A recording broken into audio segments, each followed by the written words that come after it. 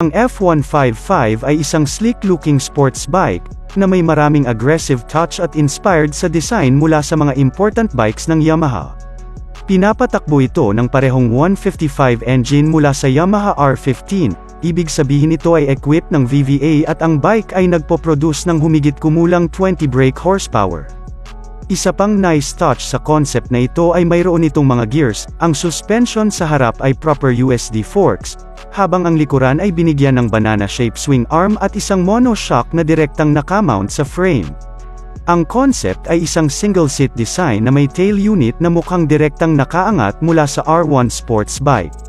Sa harap ng funky-looking bike, mayroong new generation Tracer 900 lookalike LED headlights, at ang croning sa front end ay isang cool air intake na nalift straightly mula sa MotoGP YZR M1.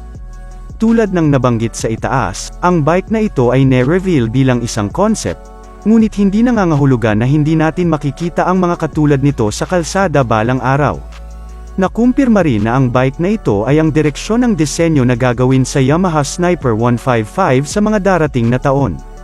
Sabi din sa isang report, ang nagastos ng Yamaha sa concept na ito ay umabot ng $100,000.